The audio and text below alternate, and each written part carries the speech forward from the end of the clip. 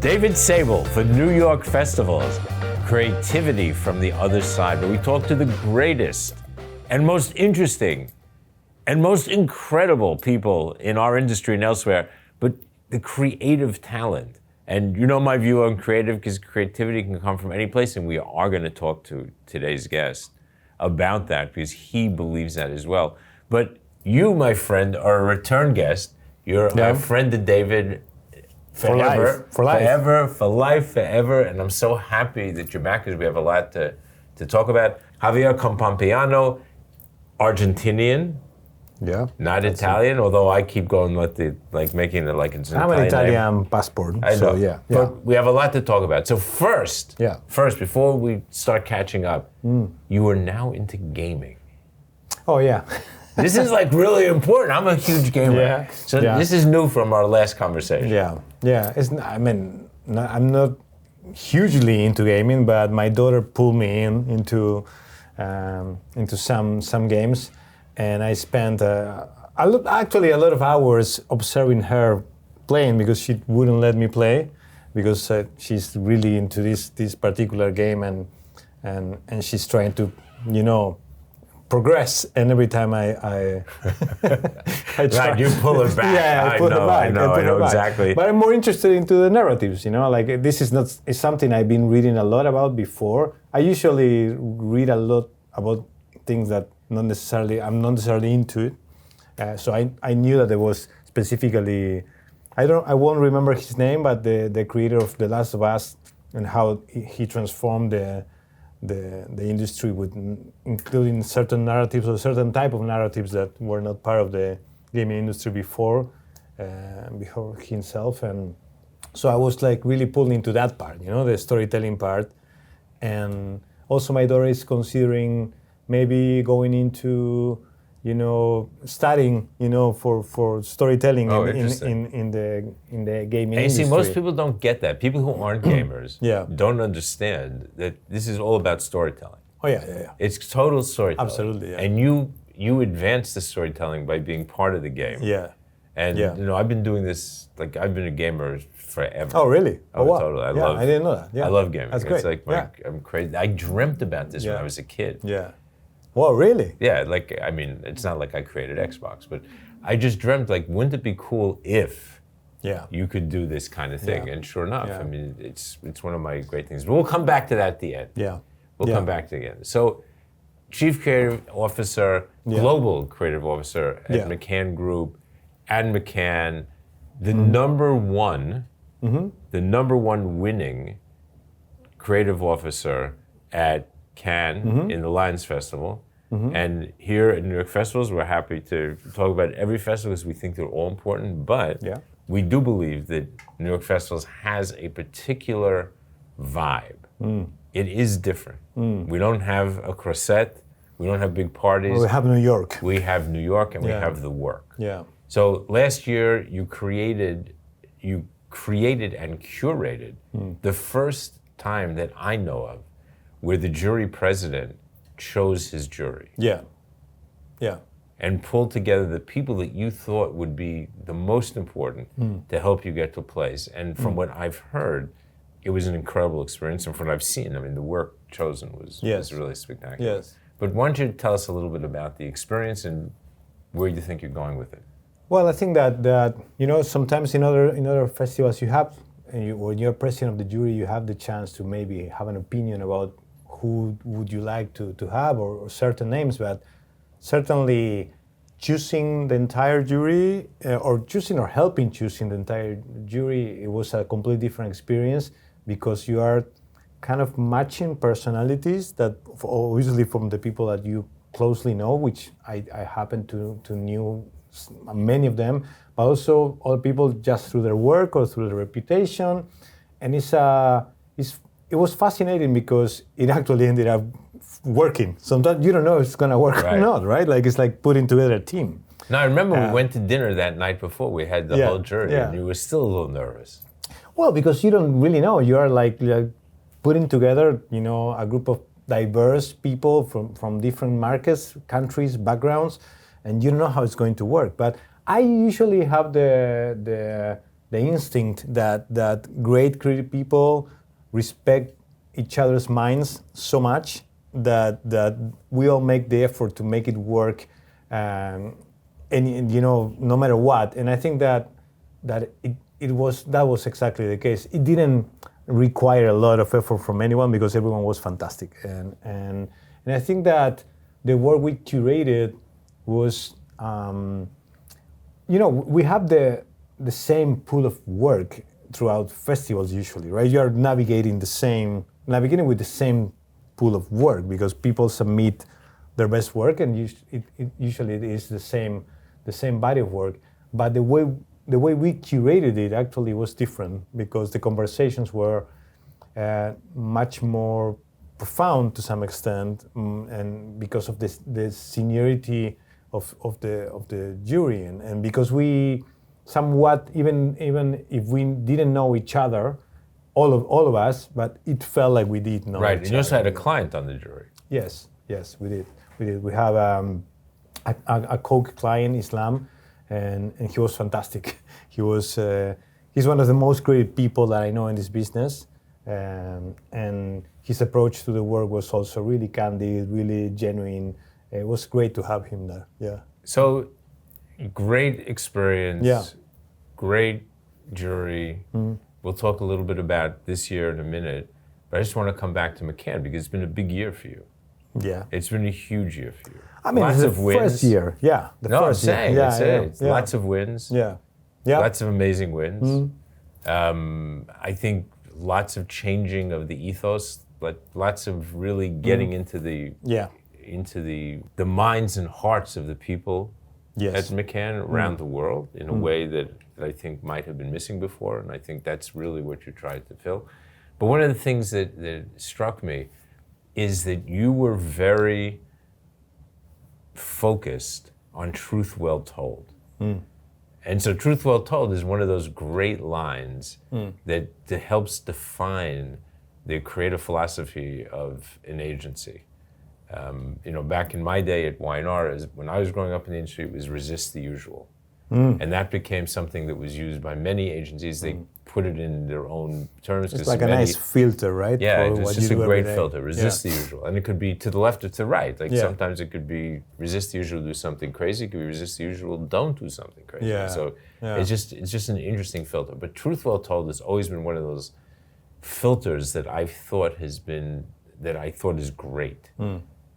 And I love the fact that you leaned into it. And you've said some really incredibly interesting things about it. So maybe just tell us a little bit about your view of truth well told and why it might even be more important today than it was when it was first written. Yeah, I mean, it was important for me since the very beginning when I started the conversations, because I always say that I think that good creatives, we tend to buy the same thing we sell. In a way, you cannot be a good creative if you are cynical, and I think that I just wrote a piece about that actually. Yeah. So you have to. The opposite of creativity is cynicism. Well, yes, it is. So I tend to see that good creative people tend to buy into the same things we sell, and we sell slogans, big ideas, platform, taglines, and I was really in love. I fell in love with that slogan or that tagline a long time ago. So when I started the conversations with McCann, that was one of the first things it was a big motivator for me to join. Weirdly, right? Because you would think there are so many other things, like compensation, the people, obviously. But truth well told was a big magnet for me. And so when I joined, I started dissecting what this could mean for now. And obviously we are living in an era where, truth is a little bit under attack. Not just because fake news or just because, deep fakes, or it's just because it's hard to know what you are seeing and what is the truth behind what you're seeing. I say also that for us in this industry, we used to live in a space that we call the commercial. For example, in TV, we used to call it the commercial break. So you knew that what you were seeing was a commercial. So there was context to it. That you talked about this before, and I love it.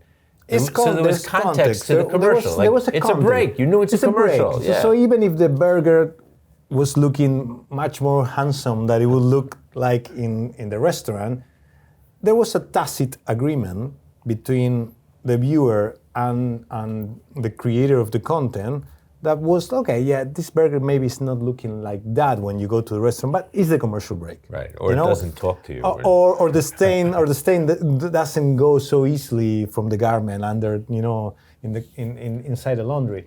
The laundry machine, but that context is gone. And you are scrolling through your phone and everything is on the same space. So I think that you really don't know sometimes if what you are seeing is a commercial, if it's a paid influencer, if it's an actual piece of news, if it's fiction disguised as news. So it's really confusing. So that is why I think that us producing things that are truthful is a really important thing right now. And also because for brands, having that truth is what allows them to create a platform where they can connect with people. The truth of a brand is what allows that brand to connect in culture, to tap into current events, but always keeping a base that people know and people engage with. And so things are not like paper in the wind. You're tapping into something that's happening, but always coming from your truth. And so masterclass moment, very important. We've lost the context of the ad. And so when you scroll and you have no idea, the notion of truth, the notion of actually creating credibility for yourself with the watcher is important in a way that it wasn't before. More important, much more important. And this doesn't mean that the brands are supposed to tell you, give you the news. It's not about that. It's about the truth that comes from the brand that usually is connected with a human truth. Right. And that is what gives you a context, even when you don't have context. Right, I love that. So one of the things that I said in the introduction, I speak to people in our industry, the most creative, and elsewhere, but the most creative people that I know. Not all of them are creative directors, and basically anybody can be creative if you really think about it, and if they think about it. Yeah. You also have that view, and you have a whole notion about the kitchen. Yeah. And I'm just so into the open kitchen as an idea. Interesting enough, we had started something at Y&R many years ago called the kitchen table, which was very similar because we saw the kitchen table as a metaphor for a place where people kind of come together in an open way and they share ideas, and it's kind of done in the best way possible. Yeah. So tell us about the open kitchen. It comes, first of all, from when I moved to Spain 5 years ago. I found that there was a creative movement there. Obviously, I knew about El Bulli and Ferran Adrià and all that, but I didn't know that Spain has such a vast and profound creative culture when it comes to food. Like the creativity that they put into food is mind-blowing. So I've been to some places, by the way, in Barcelona, where before I got upstairs to eat, I spent 3 or 4 hours with the chef, not just in the kitchen, but in the workshop. Yeah, that's the thing, that there are restaurants that still today are, closing for 6 months just to do what they call creativity. So it's that different type of creativity, of course. But I got really interested about that and had a chance to go to many of these restaurants and talking with some of the chefs and seeing them, experimenting. So I love the fact that all of them, or most of them, were working in an open kitchen, in a place where everyone sees what everyone's doing. And I think that within networks or agencies in general, there used to be this notion that the creative community was a closed community, in a way that you would put an input there and you would get an output, and that was it. And I don't think that right now you can work that way anymore. You have to be able to know and see what everyone else is doing, because culture changes so rapidly. So many new information comes informs your process all the time, that if you don't know what's happening outside, and people that are not strictly part of the process don't know what you're doing, you might end up, with a piece of work after 3 weeks that doesn't really make any sense. So, without compromising the moments where you are a creative person or a creative team, just focusing on that. And I'm not talking about people observing what you're doing while you're writing. I'm talking about opening up more and more and more the process, so we all know what we're doing most of the time. That's pretty much the notion of the open kitchen.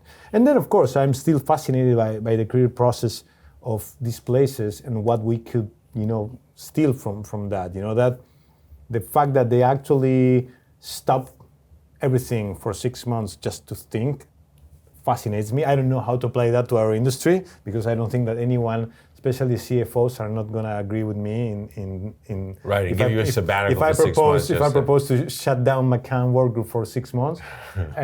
But I think that in the craziness that we are living today, we need to stop and think a little bit more, because it's easy to just go with the flow, and then when you see the creative product is affected by it. Right, totally agree. And also what I found was the attention to detail that nobody else would have thought of.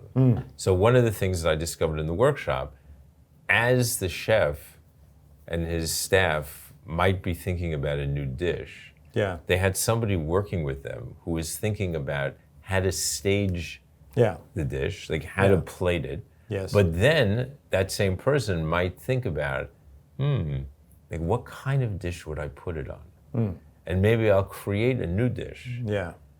They literally had people working, like creating stuff out of clay that then they would take and bring to somebody who would actually fabricate plates and things, just so there would be, so your experience, and so that always led me to think about the work we do.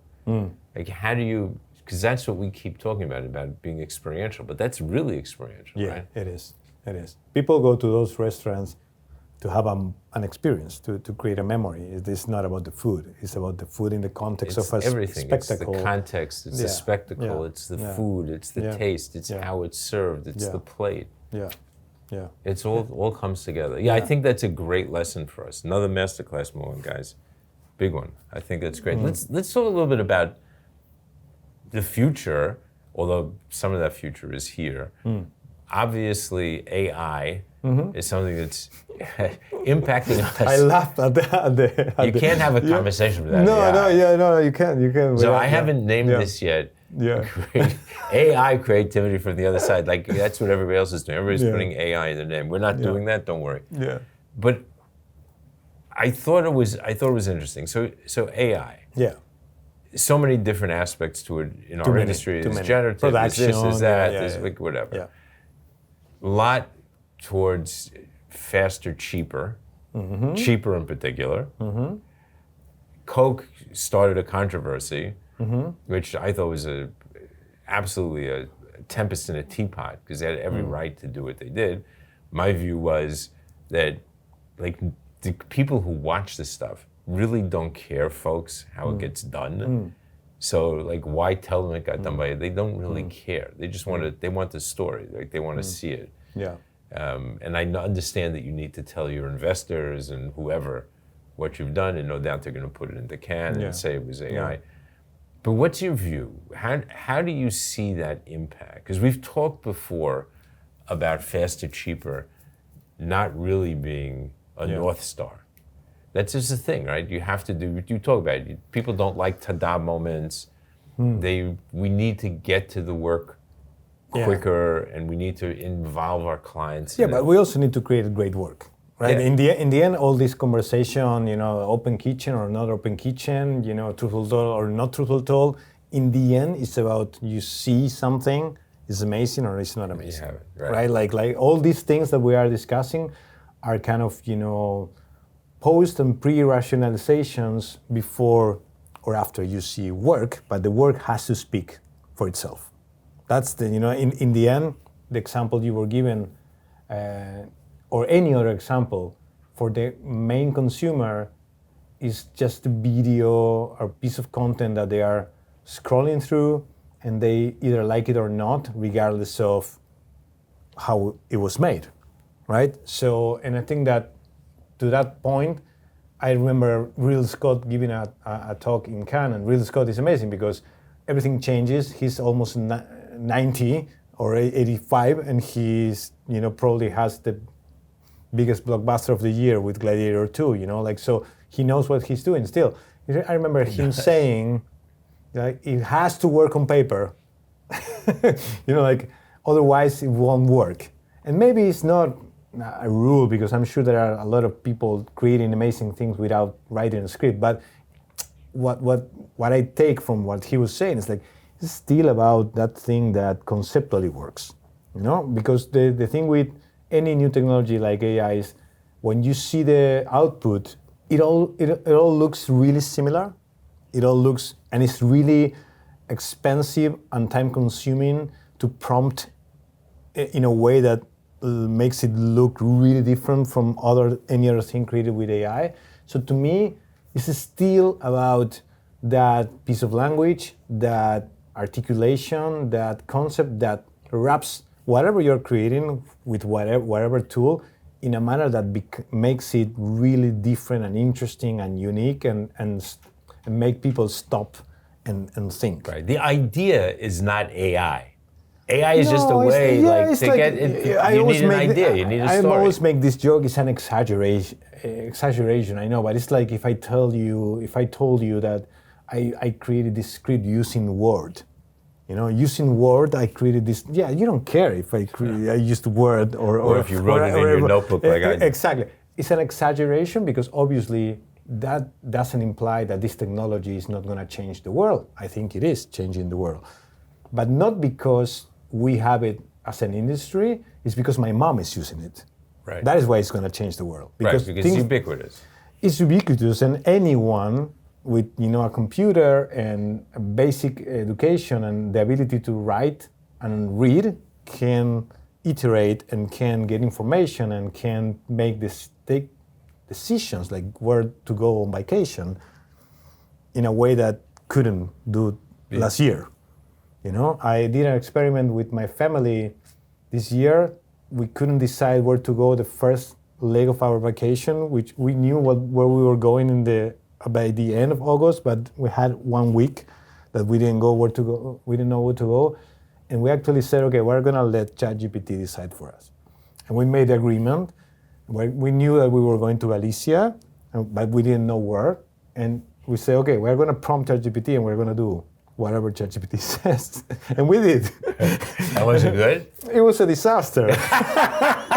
I love it. It was a freaking disaster. Why was it a disaster? Tell us. Was a disaster. I mean, it was great, but because it sent us to, for example, Vigo, which is an industrial town, and it recommended us to go stay 4 nights in Vigo, which we did. And but it also put me to think that made me think that this is again how we work. It was like working with a partner in a way. We could have kept asking and prompting and refining the search. We were too lazy to do that, so we just did what it said. But I think that it is also a good thing about creativity. Sometimes you just work with a bad idea and you make it work. So let's move from the now, the future, whatever, and let's work backwards. Yeah. Because I'm worth it. Yes. So I was fascinated by the L'Oreal documentary. Okay. Yeah. I was absolutely fascinated. Yeah. The reason I was fascinated is because we live in a world where, as you well know, because we've both been judges many times in many different places. Yeah. How many times have we seen, for the first time ever in the history of mankind, people forgetting what came before them, pretending that everything that they do is for the first time. And here, L'Oreal, an important client, Yes. you went all the way back to the very beginnings. And the first copywriter who wrote that line, at the time a young woman who was really expressing herself and expressing the notion of the beginnings of the feminist movement by saying, because I'm worth it. And I found the documentary to be extraordinary. Oh, it's amazing. This is a work of love of Daryl Lee, our CEO, alongside Charlotte Franceris, who is the CEO of the Paris agency, and Julien Callot, who is our CCO in the Paris office. And they've been working this project for a long, long time, even before I joined McCann. And what they found is that behind that tagline, there was an amazing story and an amazing woman that at that time was, struggling with the same things that many other women were struggling in the industry, which was a male-dominated industry. And the story of that tagline is also part of that context, because she had a really particular vision in mind, and she had to fight to put that out in the world. And also, I don't want to spoil the documentary, because hopefully when at some point everyone is going to be able to watch it. But it also has to do with the truth and the notion of truth well told. Because when you see the documentary and you see the life she passed this year, at the beginning of the year, that line, because I'm worth it, clearly embodied who she was and what she thought about the world, what she thought the world should be like, and what a piece of language like that could mean for everyone. So I always say that the truth in the end is personal. So when is when creative people or account people or strategy people are working in something, usually what comes is their own truth, and when that truth is powerful, it becomes universal, and that's what happened with Elon Specht. That's the name of Elon. Of the copywriter.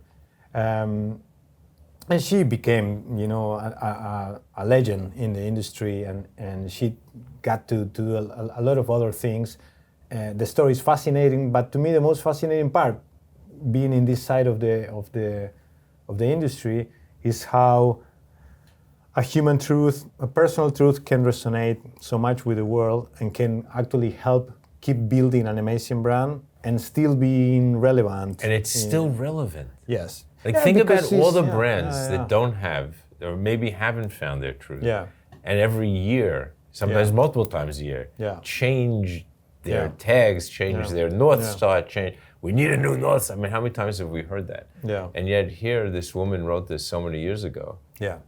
And it's still relevant today, still driving and still will be relevant in, I think in 50 years, it still be relevant.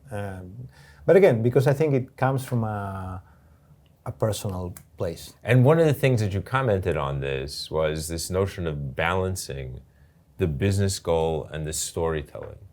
Like having to understand that your story needs to be a driver. Right? You can't just tell a good story. You have to think about it as being the business driver. No, and this is a great being example. Being connected with what we say. I don't want to bore you with internal things, but we divide the truth well told in 3 bits, and we say that everything needs to come from a human truth or a brand truth connected with a human one, and has to be impossible to deny. And I think that specific line and where it comes from is impossible to deny. So. But it's connected with L'Oreal. It's not disconnected. Exactly. It's connected to the business. Yes. It's beautiful. Yes, and it retrofits the human truth and the business truth and the product truth. Yeah.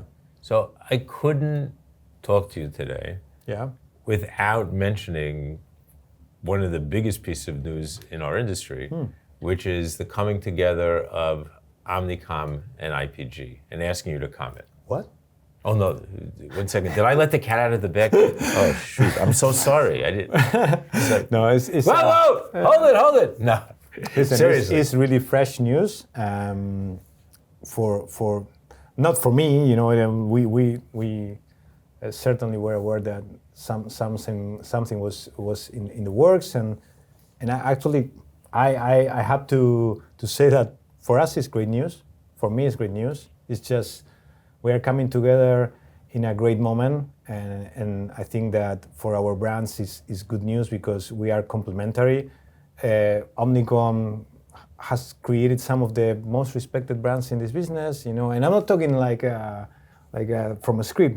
Some of those brands were brands I was always looking for. I didn't have the chance to work in any of those brands, but I always admired their work. So to me, it's about creativity, and I love that these two holding companies actually are made of brands that always respected, elevated, and celebrated creativity, which is what I care about.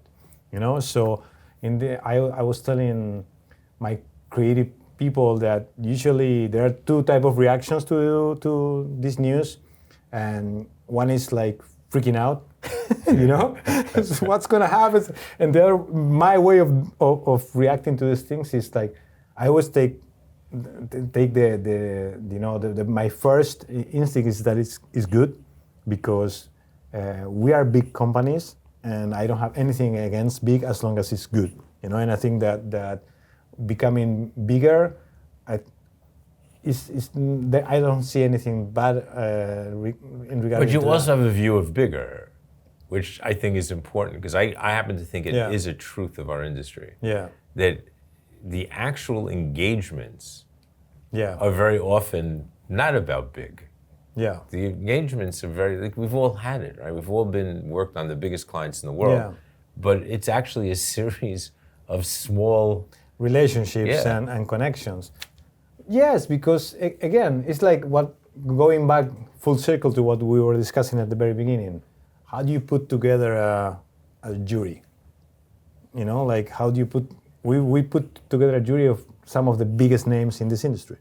Is that bad? Like, do we need to just call people that are starting because they will be more, you know, less ego-driven? No, it's not. Actually, the best people in this industry, in this business, don't have huge egos. They love the work. They love to interact with other people. I feel the same about this. You know, I have zero biases or prejudgments about this type of things. Good. So in that same vein, you're also a great cheerleader for our industry. Yes. And it's one of the things I love about you, because I love this industry. Yeah, me too. You love this industry exactly the same way that I do. And you talk about the crisis of confidence. Yeah. And that we just need to get over it. We need just to be proud of what we do. Yes. Yes. It's like, first of all, you can't do your job at the same time you complain about your job all the time. I think that our job is still one of the most exciting jobs you can have in the world, unless you are, I know, Ryan Gosling, you know, and I think that he probably has a better job. But other than being a Hollywood star or, you know, sending rockets to Mars, I don't know. Like I can't imagine that a normal person with a, you know, regular education can access a job as interesting as this one. And I think that after all these waves of technological changes, the AI conversation, still you feel that we have an important place in culture. We still have the chance to create content that people are interested in. We still have the chance to work with amazing brands that reach millions of people every day in writing something like Elon Speck wrote for L'Oreal, and you know, have your stamp in the job you chose. So I don't think there is anything to be less proud of at this moment than any other moment in our industry. I actually think that it's a great moment for that. Everybody hear that? Be proud. We are in an incredible industry. We're in an amazing industry. I love it. I spent my life in this industry. He loves it. Be proud. You've chosen well. Believe me. Believe him. Truth well told. You have chosen well. Be proud. The jury this year, what should we look for? Well, we are still putting it together. I'm looking out camera because Scott is there, and I think we are going to have an amazing jury. It's going to be, I don't like to say that it's going to be better because we had an amazing one last year. I think we are going to have new people and some of the people that were part of the jury last year. So I expect to have a new experience. But I'm sure it's going to be as amazing as last year. I think that I'm excited about the work I've been seeing, this year. So I'm sure that we're gonna see a lot of great stuff. For some reason, I feel that this is a really exciting year when it comes to the work. So I can't be more excited. Me too. We're all looking forward to it. Yes. So I can't wait to get you back here. Yes. Afterwards. Yeah. No and pressure. Talk about the work and just how the jury went for you and just what we should learn and all that stuff. We'll do it should that. be amazing. Yeah. Seriously, having you back on was amazing. Having you as a friend for life is a blessing, and I thank you for that. And thank you for sharing all your wisdom with everybody who watches and everybody who listens. And we just look forward to great things. We look forward to great things with Omnicom and IPG. And what? What? Oh, shit! Here we go again. We just look forward to a great future. Thank you for sharing. Thank you with for us. having me as always. It's a pleasure. And we'll see you soon. Okay. Thank you. We will. Thank you.